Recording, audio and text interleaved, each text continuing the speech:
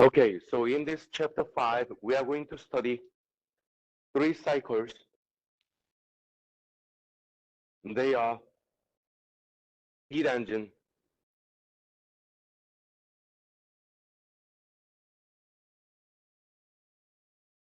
refrigerator, and heat pump. To study this, we need to understand one concept, thermodynamic concept, which is thermal energy reservoirs.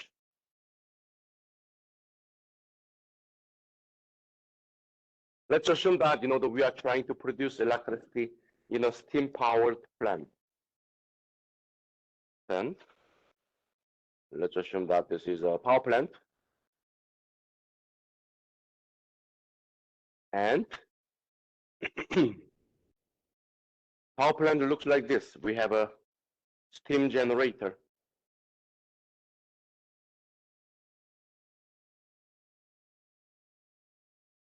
and we have a turbine, condenser,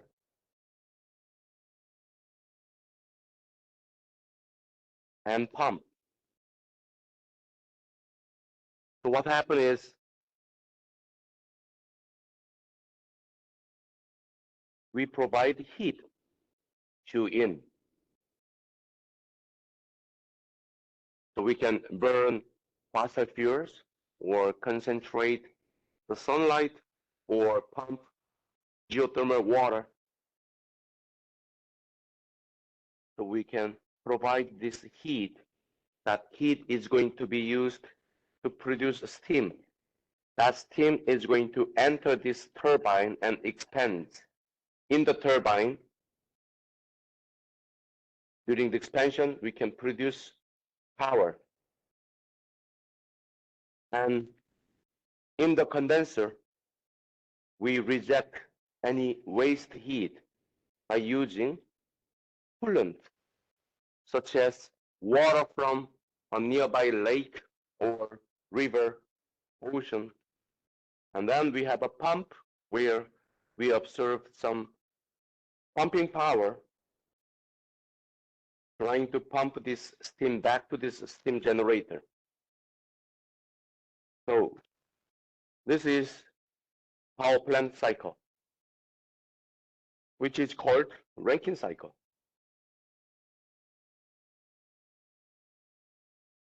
Let's assume that the heat is provided at high temperature to produce steam.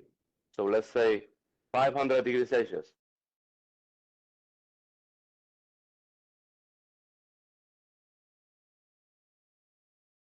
And the temperature of the cooling water is 20 degrees Celsius.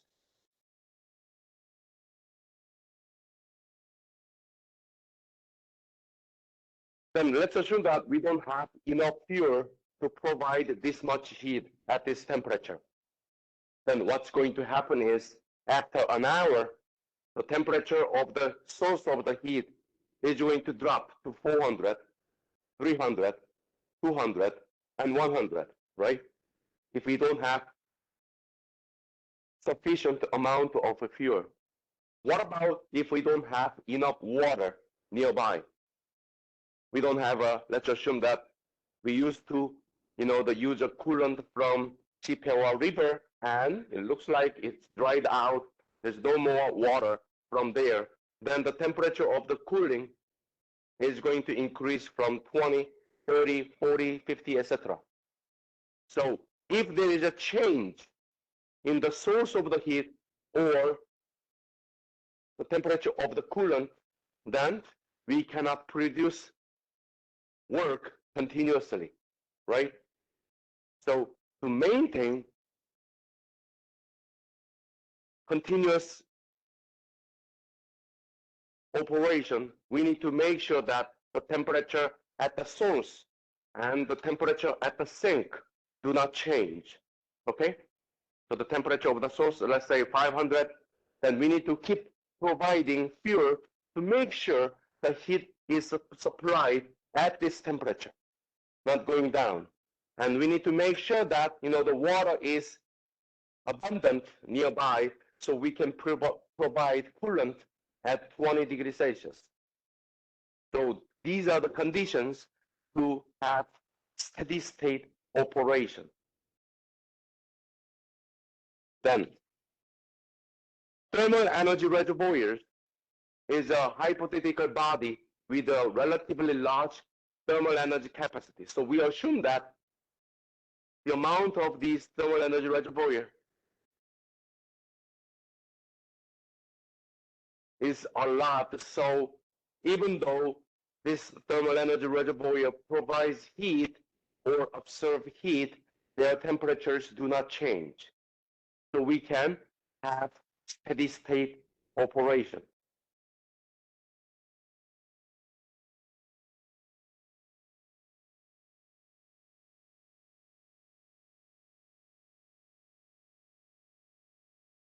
So we are going to have a couple of thermal energy reservoirs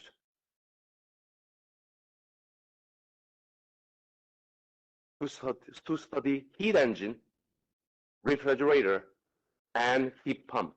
Okay.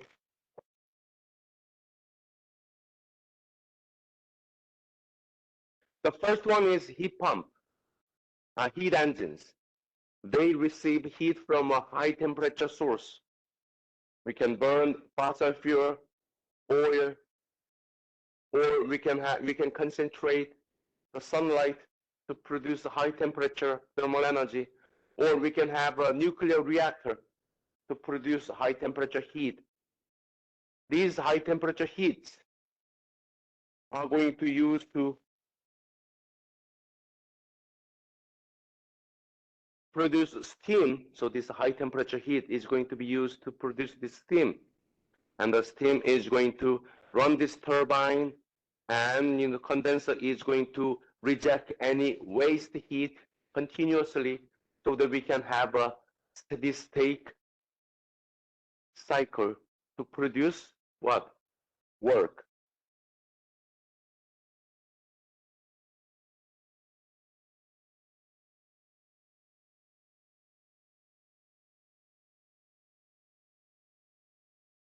So whenever we want to produce work out of thermal energy, we use this heat engine concept. And the simplest schematic of this heat engine is going to be look like this one. So we have heat engine. This heat engine has two thermal energy reservoirs. One is at high temperature, TH. The other thermal energy reservoir is at low temperature, TL.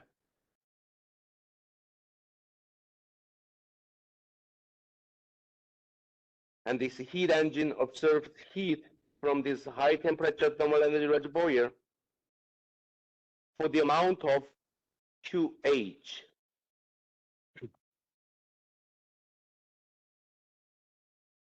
Then we produce power, work, W, net power, W net, and waste heat is going to be rejected to a low thermal energy reservoir, which is maintained at TL. And the amount of heat transfer to this heat sink is going to be QF. So this is how heat engine works. So inside this heat engine, you can say one of the example of this heat engine is going to be Rankine cycle. So it has a steam generator, turbine to produce work, condenser to reject heat, and pump to make a cycle.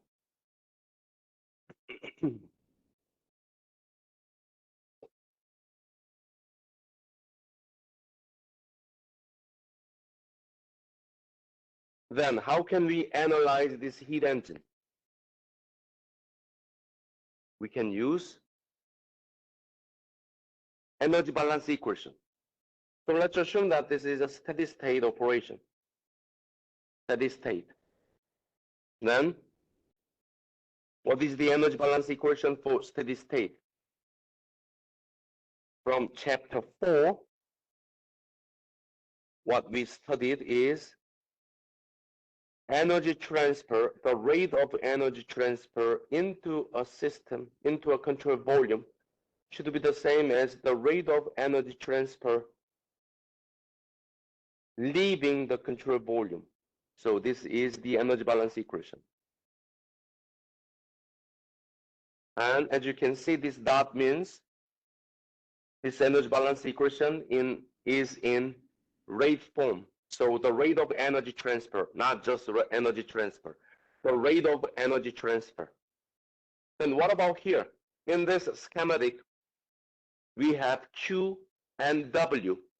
Then you can divide each term by time and say this is Q dot, the rate of heat transfer from this high temperature thermal energy reservoir, which is Q dot H. And Q dot L is going to be the rate of heat transfer to the low temperature thermal energy reservoir. And the work produced is going to be the rate of work, which is power. The net power is going to be W dot net. Then let's apply this energy balance equation for this heat engine. So for this heat engine, which one is energy transfer in? To determine whether it is energy transfer in or energy transfer out, you can look at the direction of arrow. So in this case, this Q dot H is entering heat engine, so that is energy transfer in. On the other hand, this Q dot L and W dot net, the arrows are going outside. So you can say these two are energy transfers leaving this heat engine.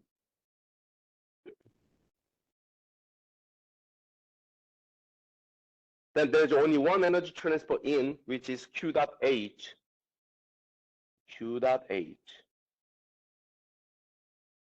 is the same as two energy transfers per time. They are power, net power, and Q dot L.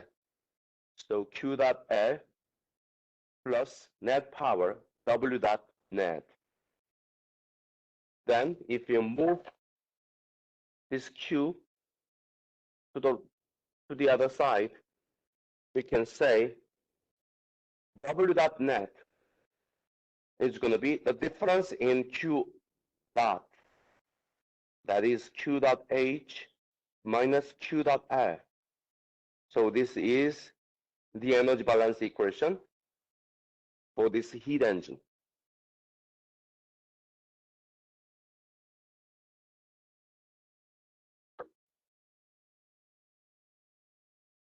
Then, how can we analyze the performance of this heat engine?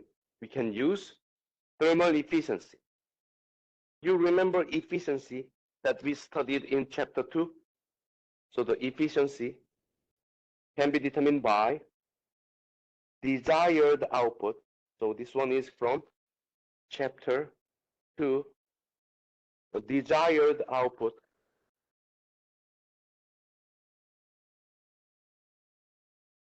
over required input.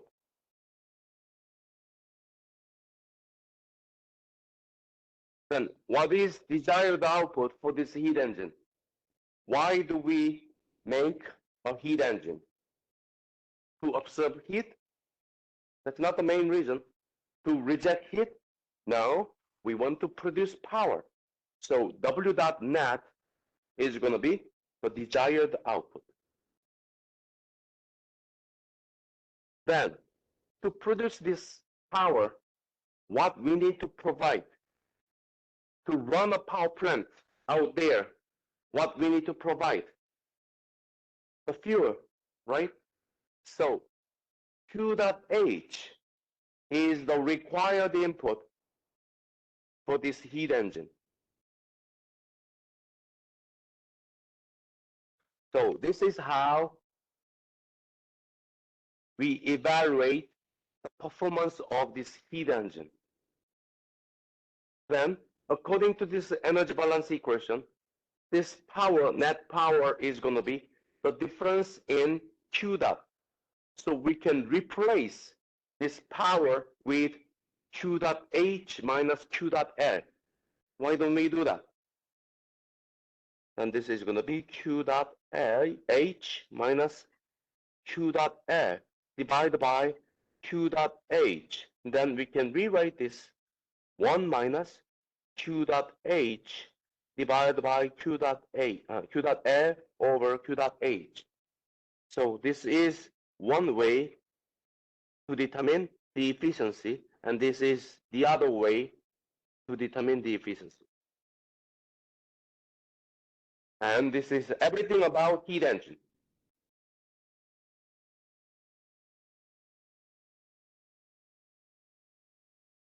We have two more cycles.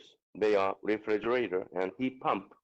But before studying these two, let's practice a couple of problems for this heat engine. Okay, that's what we are going to do.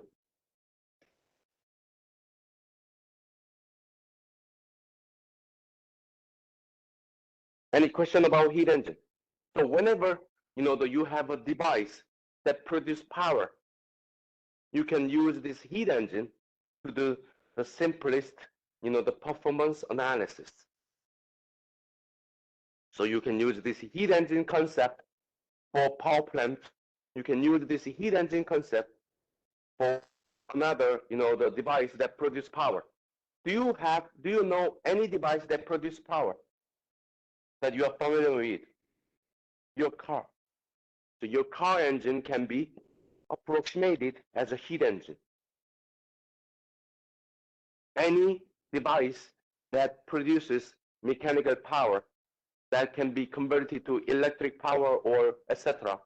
can be assumed as heat engine. So you can use this heat engine for most power plant systems, car engines, or jet engines, everything. Okay? Then you can use this as an energy balance equation and these two equations to evaluate the performance of this heat engine. Okay?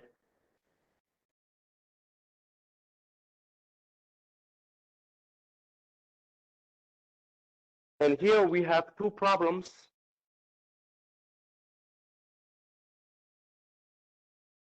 A heat engine that pumps water out of an underground mine. So what is a heat engine that pumps water out of an underground mine? Geothermal power plant. So how a geothermal power plant works? You make a hole, pump water, and this water becomes steam due to the heat on the ground, and we pump that steam out of the ground and use it to run a turbine and etc. That is geothermal power plant.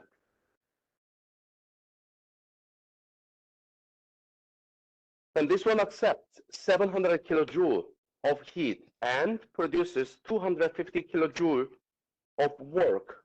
How much heat does it reject? So this is a heat engine. So whenever you hear heat engine, the first thing is that you need to draw this one. So for heat engine, how many thermal energy reservoirs do we need? Two. One is at high temperature. One is at high temperature, TH. The other is at low temperature, TL.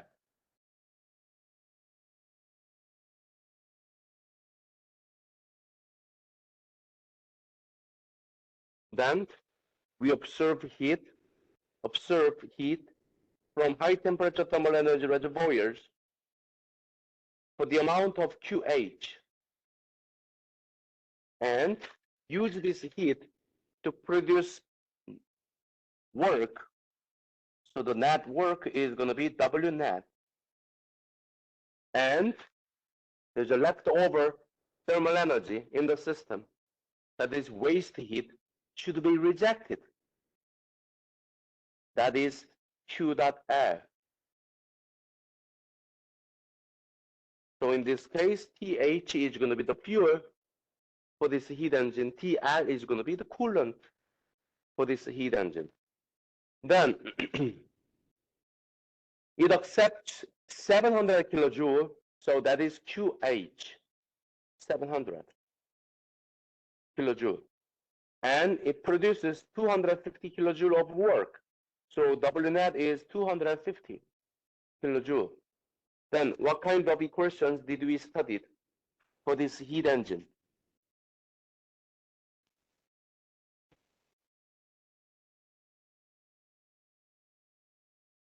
The first one is the energy balance equation.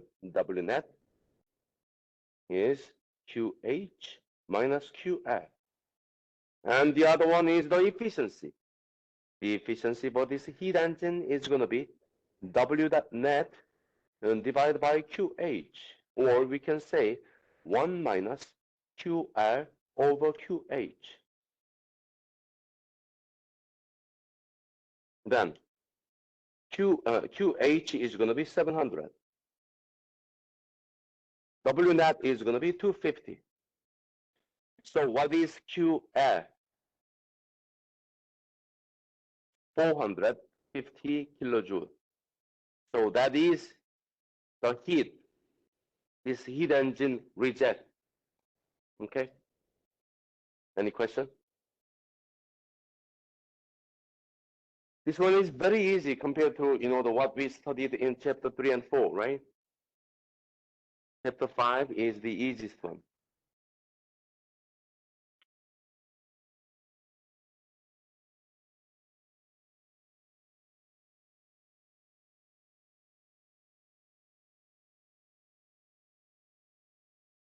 Any question?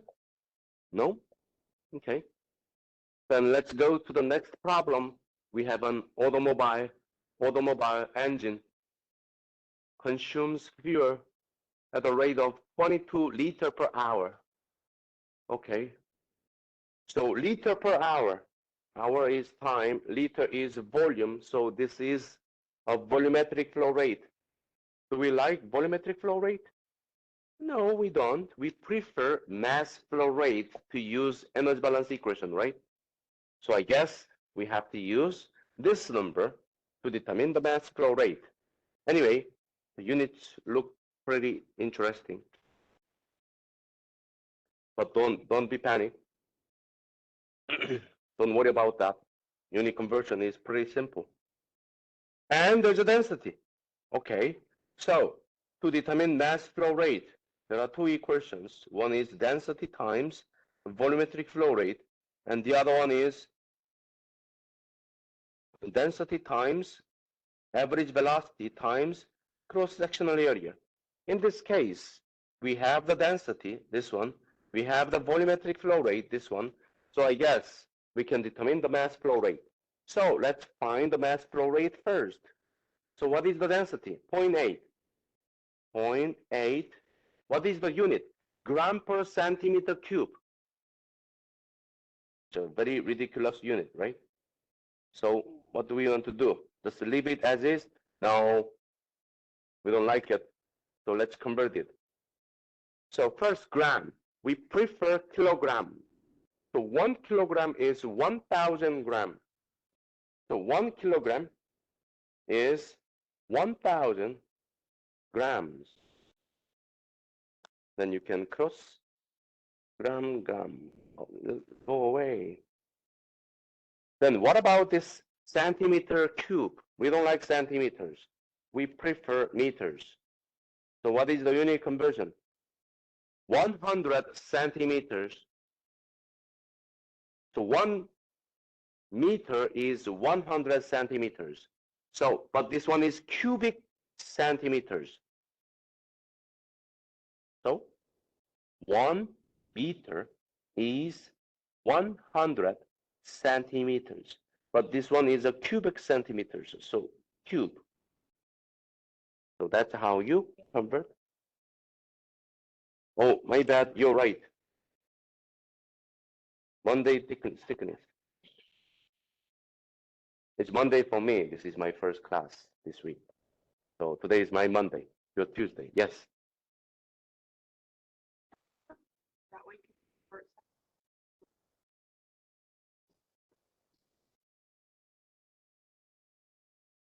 So 1 meter is 100 centimeters. So you can convert this way too. So 1 million is 1 cubic meters. That's what you mean?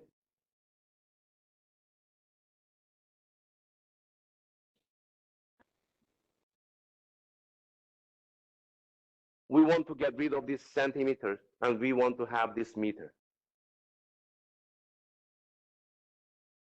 Because meter is more common. Or you have any other thought?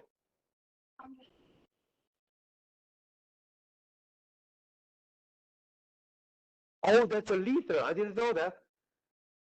What am I doing? Okay, you're right. See, it's a Monday for me. Oh, what I was doing? That's a liter. You're right. Okay, so there's a centimeter cube and there's a liter. Okay. So 1 cubic meters is 1,000 liters.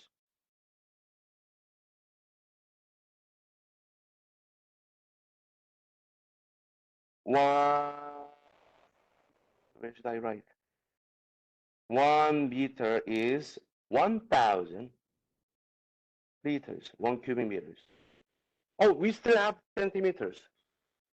Then, then let's multiply by 1 cubic meters and 1 million centimeter cube. Right? Anything wrong? Yeah, that's good, right? So the answer is pretty interesting. 1 million, 1,000, 1,000. So we get 0.8 again. 0.8 kilogram per cubic meters. So that is what? 0.8 kilogram, centimeters, cubic meter, kilogram.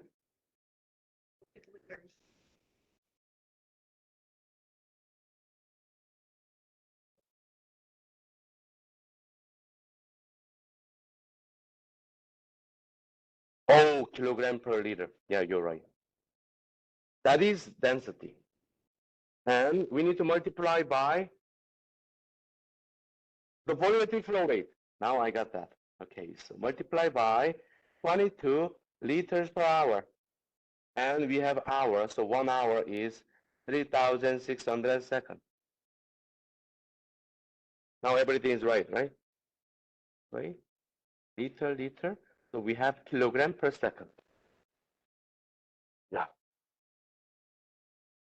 Oh, I hate this unit conversion.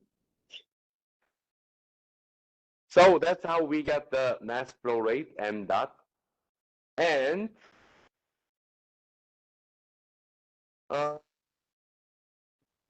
this one is a heat engine. So let's draw this heat engine. So for this heat engine, we need 2 thermal energy reservoirs. One is at high temperature TH. The other one is at low temperature TF. And we have W net, QH, and QF. The direction of energy transfer is this way. Okay. And we want to determine the efficiency of this heat engine. So how we can determine the efficiency? By using this equation.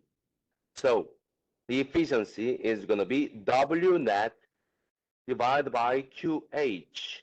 Or we can say 1 minus QL divided by QH. So that's how we determine the efficiency. By the way, when you look at this, we have kilowatt for the work rather than kilojoule. So that means power. So let's convert this equation into power. How can we do that? We divide each term by time. So instead of QH, you can say Q dot H. Instead of QR, it's going to be Q dot R. And W dot, so you can add that on top of it. So this is the rate form of this efficiency. Then this heat engine delivers 55 kilowatt. So what is 55 kilowatts? That is the net power developed by this heat engine. So here we have 55 kilowatt. In this efficiency equation, this one is 55 kilowatt. Then what we need to determine, what we need to find to determine the efficiency, we just need to know the rate of heat transfer from this high temperature thermal energy reservoir. In other words, how much heating value, how much heat was transferred from the fuel. How can you determine that? You can use the heating value. What does the heating value mean? It means if you burn 1 kilogram of fuel, it can produce 44,000 kilojoules. So how much mass has been provided? M dot. M dot is the mass flow rate.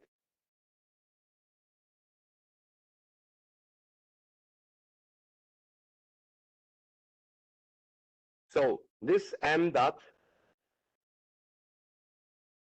times the heating value, delta H, is going to be Q dot H.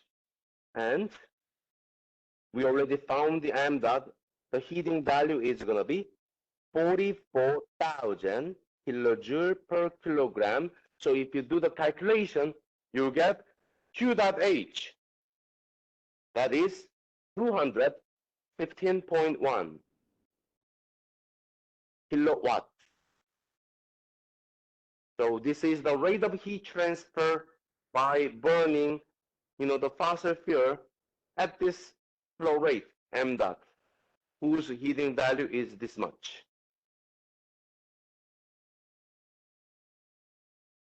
Then this one is 215.1 kilowatt.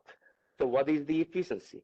The efficiency is going to be 0.256, in other words, 25.6%. So that much heat and that much power has been developed by this heat engine. What about the other 74.4%? That rate of heat transfer was rejected to the coolant.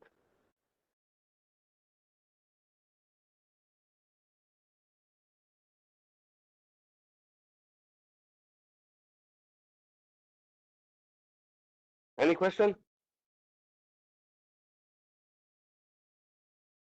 So that's everything about heat engine. Let's go to the next cycle. We have refrigerators and heat pumps. Refrigerators and heat pumps are using the same cycle, vapor compression refrigeration cycle. And this is how we run our refrigerators. This is how we run our, the AC systems. So let's see how it works. So this refrigeration cycle has 4 thermodynamic devices. It has expansion valve, which is the throttling valve that we studied in chapter 4. We have a condenser, which is the heat exchanger that we studied in chapter 4, and compressor, that is the compressor in chapter 4, and evaporator, another heat exchanger that we studied in chapter 4. So we know how to evaluate each component from chapter 4. Now we are going to combine these 4 to make a refrigeration cycle. Okay? Then let's see, how it works. So in this refrigerator, what we want to do is we want to maintain inside the refrigerator at low temperature. How is it possible? So we have a refrigerator, looks like this, and there's a inside the refrigerator is maintained at low temperature, 3 degrees Celsius, and outside is kitchen, 20 degrees Celsius. What's going to happen in reality? What is the two laws that we studied? The first one is conservation of energy principle. And what is the other one? Heat transfers from high temperature to low temperature. So even though there's an insulation, there is a continuous heat transfer from outside to inside. So heat transfer direction is this way, naturally. Then what's going to happen? The temperature inside is going to increase from 3, 4, 5. That's what happens when you have no electricity at home. When you open the refrigerator door, you see it's warm, and then your food is not going to be food anymore, right? So how can we maintain a low temperature? We need to, transfer heat the other way. The same amount of the heat transfer naturally from outside to inside, we need to have the same amount of heat transfer from inside to outside. Then is it possible? According to the second law of thermodynamics, heat only transfers from high temperature to low temperature. So there is no way you can transfer heat from 3 degrees Celsius to 20 degrees Celsius, because this one is at low temperature, this one is high temperature. So to make that happen, we are going to use this refrigeration cycle, and let's see, how it works.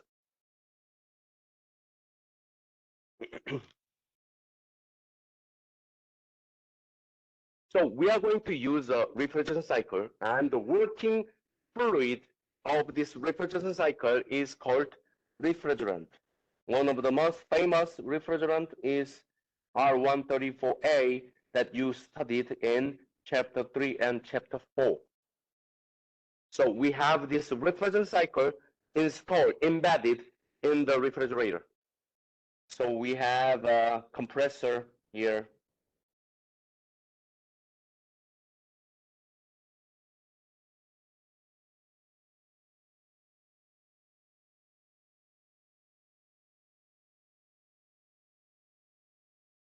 So this is inlet.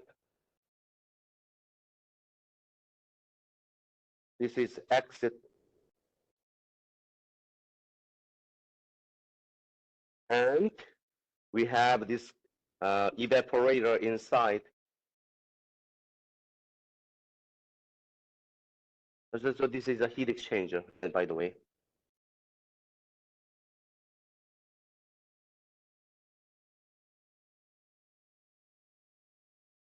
And then we have a throttling valve somewhere.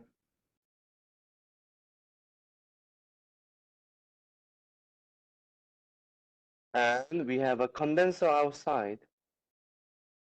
Also looks like this, the very complicated coil. Then it goes back to the compressor.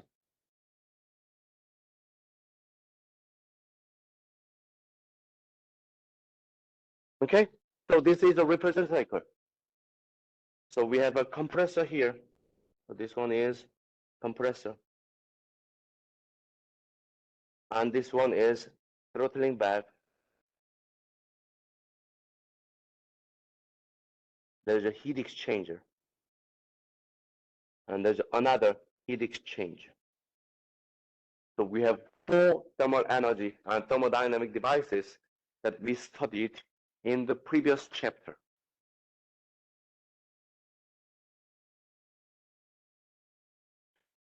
So let's start, let's start from the inside.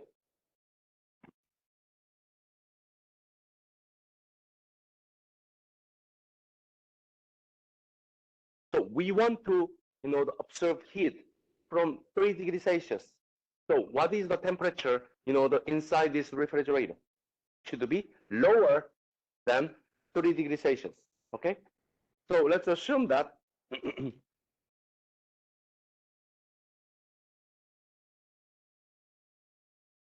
right after this throttling valve is minus 25 degrees Celsius, which is right here.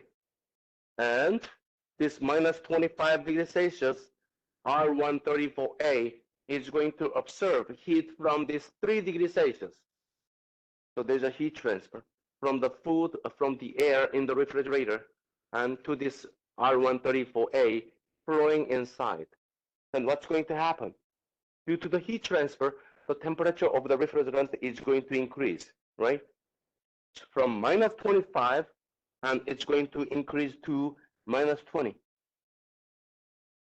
Then we want to, lower this temperature from minus 20 to minus 25, so it can continuously absorb heat from 3 degrees Celsius air inside. Then what we are going to do? We are going to use this compressor. By the way, when we talk about temperature in thermodynamics, we also need to talk about another thermodynamic property. What is it? Pressure. So at minus 25, it is near the atmospheric pressure. So let's say that it is 120 kilopascal. So that is 120 kilopascal. And after absorbing heat from the air in the refrigerated space, it is going to be again 120 kilopascal. And now this R134A, this refrigerant, is going to passing through this compressor. This compressor is the device that creates noise when refrigerator is working.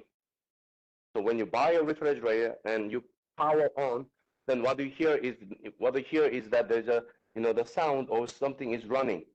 That is the sound of this compressor. So what compressor does? It increases pressure, right? So 120 kilopascal becomes, after this compressor, 120 kilopascal becomes 800 kilopascal, because compressor increases pressure. Then when pressure goes up, what happened to the temperature? Stay the same? No. When pressure goes up, temperature goes up. So from minus 20 degrees Celsius, after this compressor, the temperature becomes 60 degrees Celsius.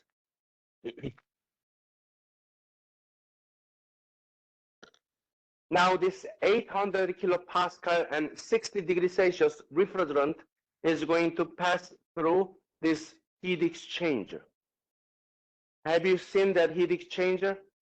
When you have, when these days the new, the refrigerators don't have the such a thing. But if you, recall old refrigerators like 20 or 30 years ago, in the back of the refrigerator, you have, the many, the small tubes, black tubes. Have you remember that? No? Do I have an image like that? Usually, in the back of the refrigerator, you have a, the small tubes where refrigerant R134A flows through. And the temperature of this R134A is 60 degrees Celsius, which is greater than the temperature of the kitchen. So what do we do? What happens? There is a heat transfer from the refrigerant to the outside. So there's a heat transfer from here to the outside. That is Q dot air.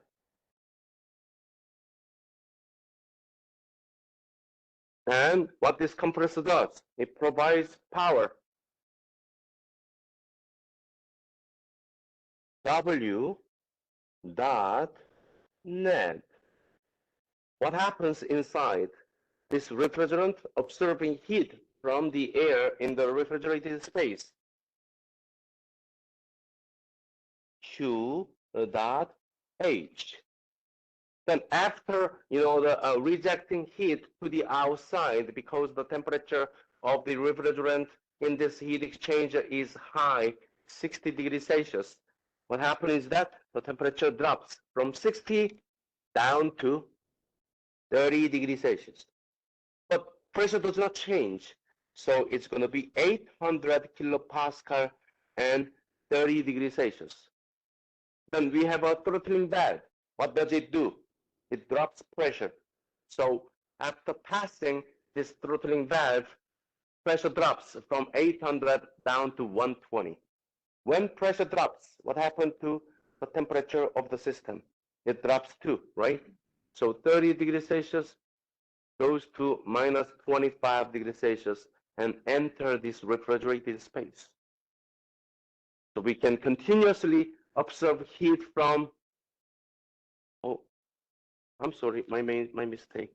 This one is QH, this one is QL, this one is low temperature. So we continuously observe heat from low temperature and reject that heat to high temperature, which is impossible in nature because heat transfer direction is always from high temperature to low temperature. But by changing its pressure, we can pump heat from low temperature to high temperature. That is refrigeration cycle.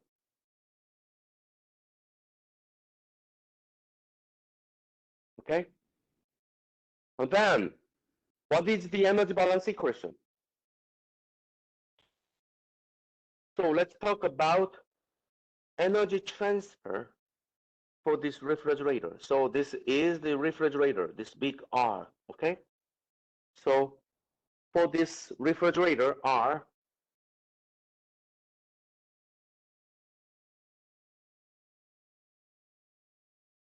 we have two thermal energy reservoirs. One is inside the refrigerator, the other is outside. So one is at low temperature, the other one is at high temperature. So we have two thermal energy reservoirs. One is at low temperature TR, which is the refrigerated space.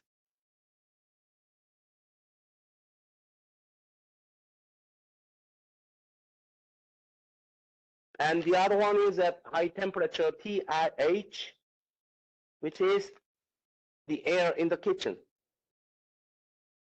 Kitchen air. And what is the direction of heat transfer? From low temperature to high temperature. You see the direction of the arrows. So direction of heat transfer is from low temperature to high temperature. For the amount of QL and QH, for the amount of QL and QH, but that is heat transfer from low temperature to high temperature. Does not occur naturally. So what we need to provide? Compressor. And what this compressor does, it consumes power, W dot. W net is required to run the compressor. So this is how refrigeration cycle works.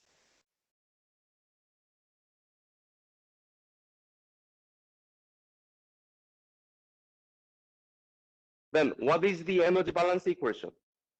The energy balance equation for this refrigerator refrigeration cycle is energy transfer in should be the same as energy transfer out. Let's assume that this is a steady state refrigerator. That means we can use its rate form. E dot is going to be E dot. Then we can add dot anywhere here, no problem. We can divide each term by time since it is a steady state refrigeration cycle. So we can add dot. Then what is energy transfer in per unit time? You can see the direction of arrow. There's only one arrow goes into this R, that is Q dot F. Q dot F is going to be, what is the rate of the energy transfer outside? Oh, there are two energy transfer in, W dot net too.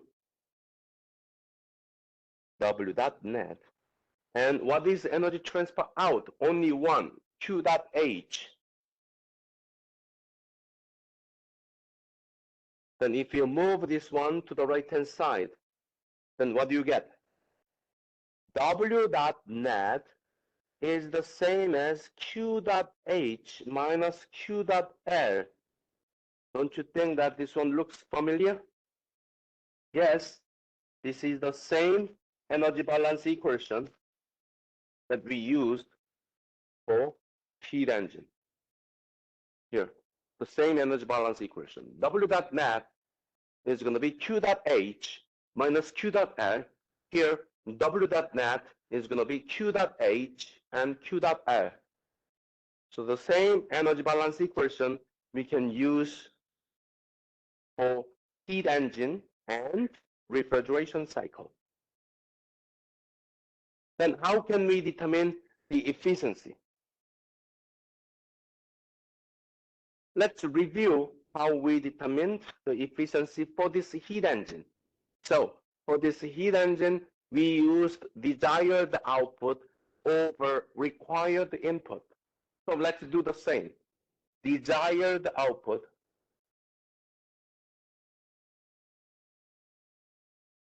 over required input.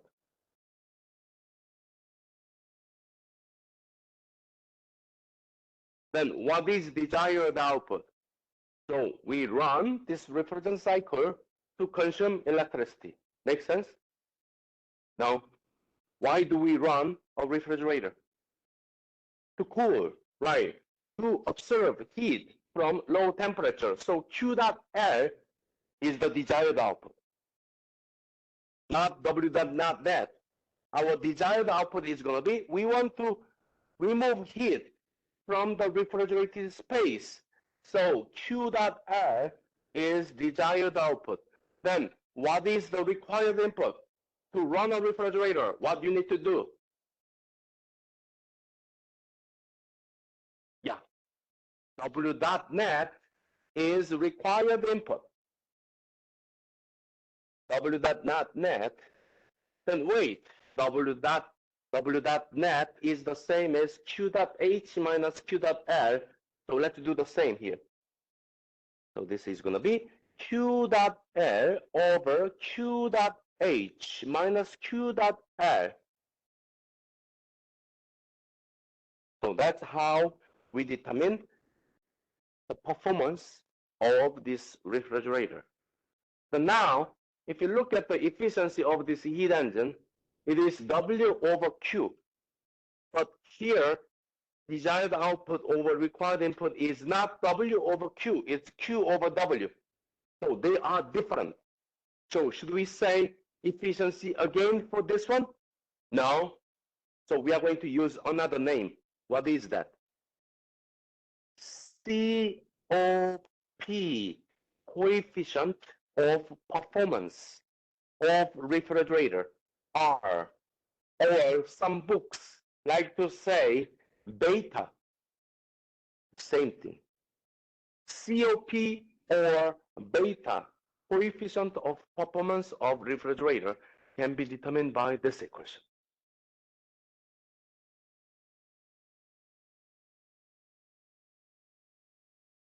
So that's how we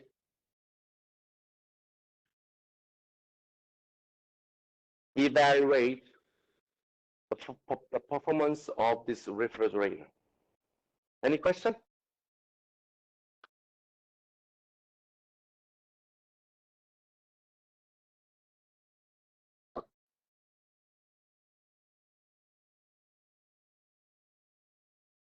The last one we are going to study is heat pump. So what is heat pump? Heat pump is a device, it is a system that uses the refrigerant cycle to heat a house, to heat a building, to heat a space. So how can we do that? If you look at this refrigerant system, heat transfer direction is from low temperature to high temperature. So why don't we say, so there's a heat transfer to the high temperature, why don't we say this is my home and we observe heat from low temperature? What is outside? So this is outside. Can we do that outside? Well, it will make much more sense when we say inside. So we use the same refrigerator, but this time the refrigerated space is going to be outside. Kitchen air is going to be inside.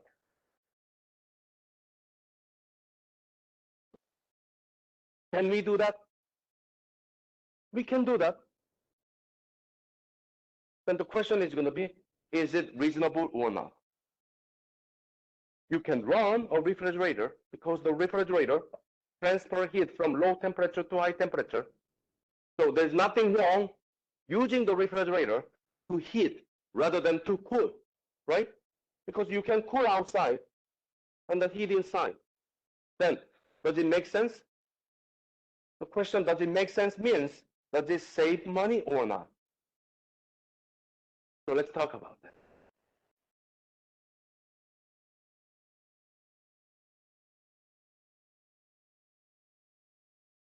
Now, let's assume that you have a conventional heater. So if you go to Walmart or Target, you can buy, the convection heater or any, the electric heater, right? Maybe $20 up to $200 or $2,000. You can buy a heater, electric heater, no problem. What is the efficiency of their electric heaters?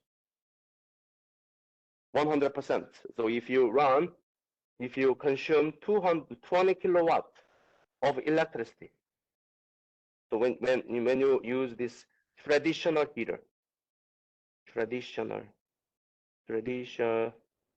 heater, and you power on,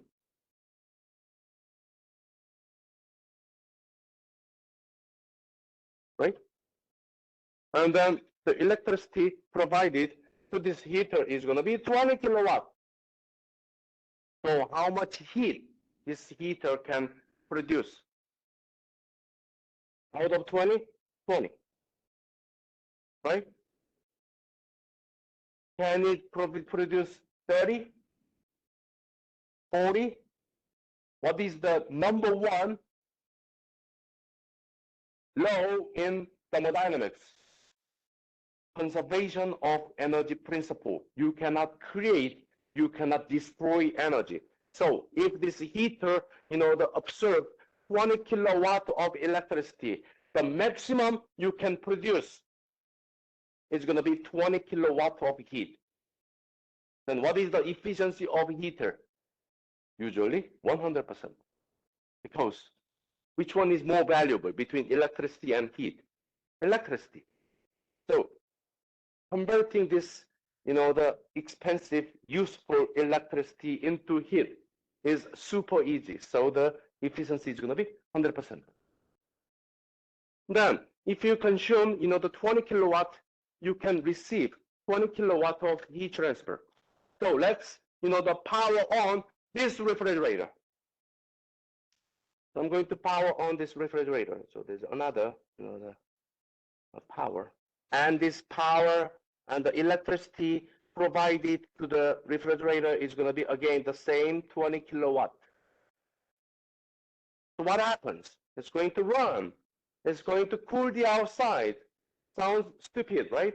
Cooling the outside in winter. Then what happens is that, we observe heat from outside and transfer that heat into inside. So let's assume that by running this refrigerator, consuming 20 kilowatt, we can observe 10 kilowatt of heat transfer from the outside. And then this 10 kilowatt is going to go into the inside, right? So 10 kilowatt goes in. Is that it? So what is the origin of this 10 kilowatt? Electricity? No, this heat is from the outside, right? Then what happened to this 20 kilowatt? So initially, electricity becomes mechanical energy, and etc., etc., etc., etc. And what is the final form of this 20 kilowatt? Completely destroyed? No. Due to the first law of thermodynamics, you cannot destroy energy. So what happens to this 20 kilowatt after all the energy conversions? And what happened to, this 20 kilowatt? What is the final form of energy? Heat. So that 20 kilowatt is going to be heat here. 20 kilowatt. So 10 kilowatt plus 20 kilowatt. What is the amount of heat transfer to the inside? 30 kilowatt. So how much electricity you consumed? 20 kilowatt. How much heat transfer you can expect inside? 30 kilowatt. So which one is more efficient between these two? This one? This one. Then, do we all have heat pump in our house? Not really. Many of us still using traditional heater. Why is that? Why is that? This one maybe $200. So let's assume that you buy a refrigerator that can cool the entire house. How big it's going to be? So that's going to be expensive. Let's assume that the price tag is going to be $200 for this one. This one is going to be $5,000. That's the reason. Okay? Makes sense? So, engineering point of view. Let's forget about the capital cost. Which one is more efficient? Heat pump. When we only considering the efficiency of how much heat we can get by spending this much electricity, heat pump is more efficient. Then let me give you a question. I moved from Texas to Michigan 5 years ago. So let's talk about this heat pump. So is it better buy a heat pump in Texas or in Michigan? Or are they the same? So it's not 50% chance to be right. So you have a 33% to be right. So when I consider buying a heat pump, does it make sense to buy a heat pump in Texas or buying a heat pump in Michigan, or there's no difference? So how many of you think that the buying a heat pump in Texas is more beneficial? No one? Okay, how many of you think that the buying a heat pump in Michigan makes more sense? Okay, one. So how many of you think that there's no difference between Texas and Michigan? Okay, so the majority saying that there's no difference. The answer is buying a heat pump in Texas makes more sense in engineering. Then the question is why? Why is that? So what is the main advantage of this refrigeration cycle compared to traditional heater? We are not just converting electricity into heat. We are actually transferring heat from outside to inside.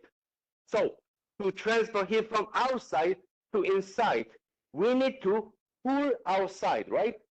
So think about the Michigan winter and Texas winter, which is easier to cool outside?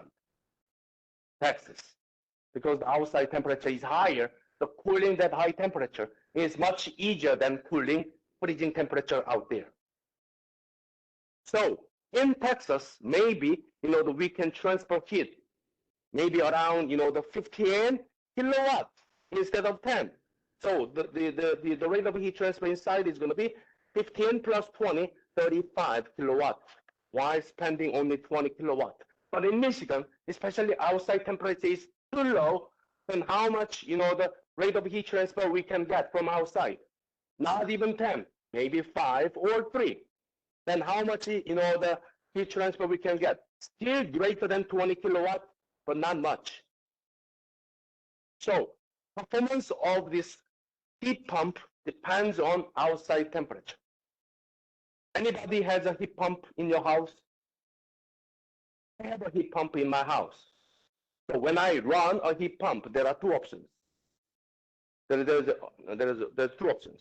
One, when outside temperature is, let's say, the 10 or greater, run a heat pump.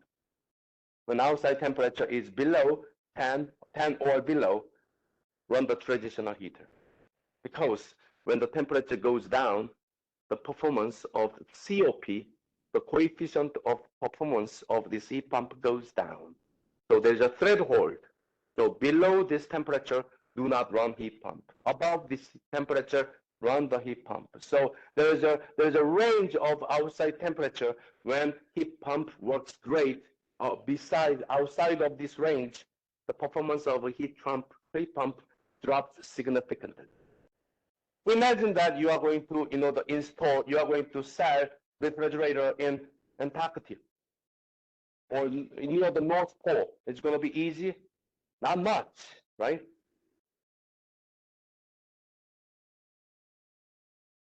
So that's the, the basics of this heat pump and refrigerator. There's one thing that we haven't talked yet.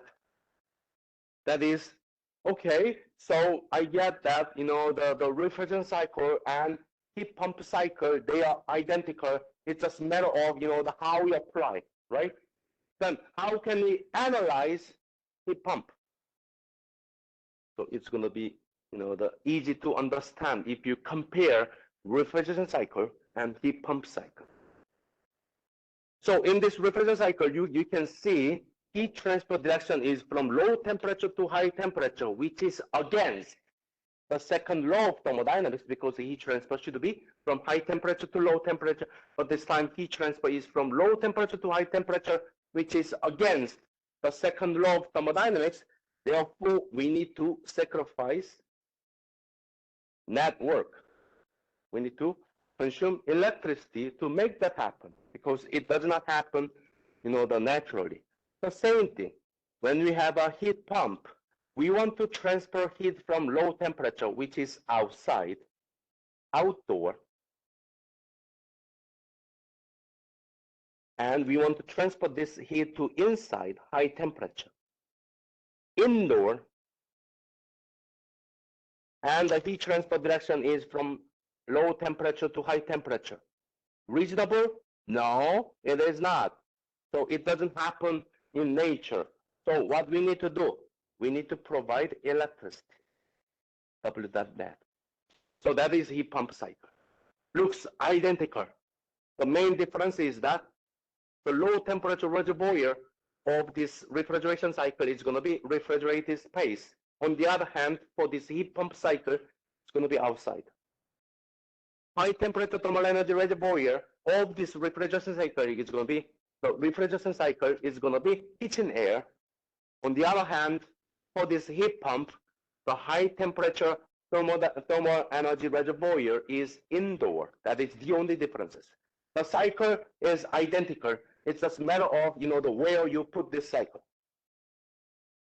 Then what is the energy balance equation? There should be no difference. W net is going to be Q dot H minus Q dot L.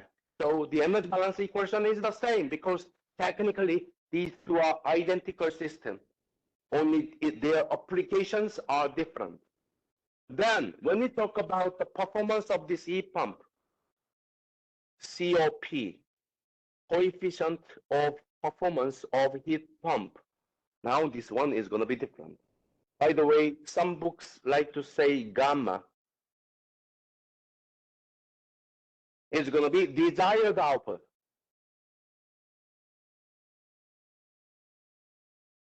Over required input. Then what is desired output? Why do we run a heat pump? To consume electricity? No. To cool outside? No. To heat inside? Yes.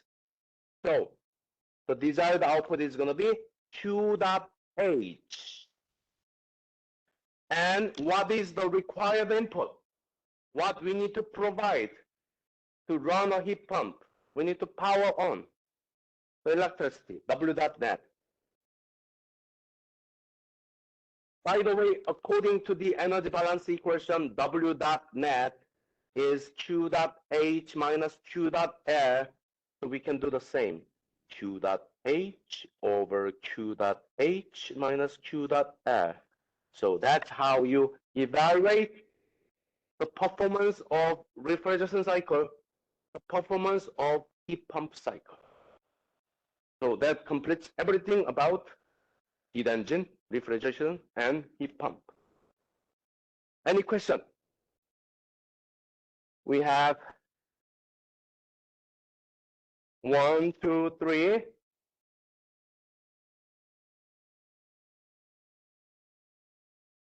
Or just three. Three practice problems. We are going to solve them together. But we only have 2 minutes. So let's just, solve one problem, okay? Just one, the first one.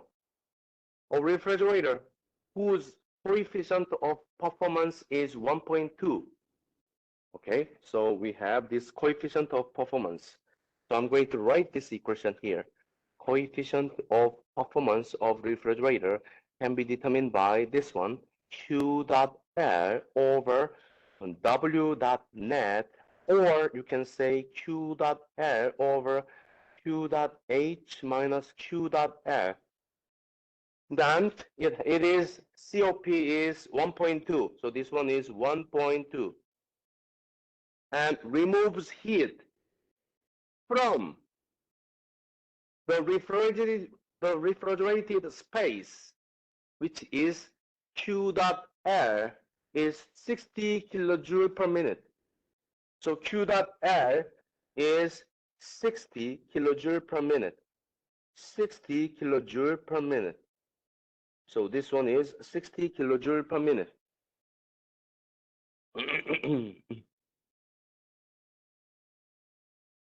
We want to determine the electric power consumed by the refrigerator. So where is the electric power? This one. So how can you determine this? 1.2, 60 divided by 1.2. 60 kilojoule per minute divided by 1.2.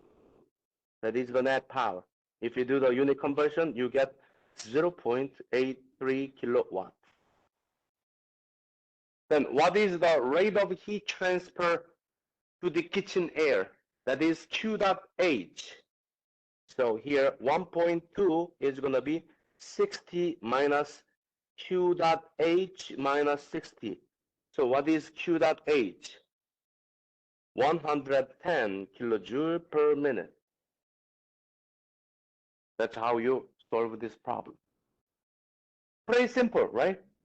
As long as you have a complete understanding of, the how heat engine works, how refrigeration and heat pump work, then solving their problems isn't difficult. Okay, so that's why I'm saying the chapter 5 is the easiest, as long as you have a good understanding. Okay, so that's for now. We are going to continue this problem next week, because as you know, there's no class this Thursday. I will be out of town. Okay, so see you next week. Thank you.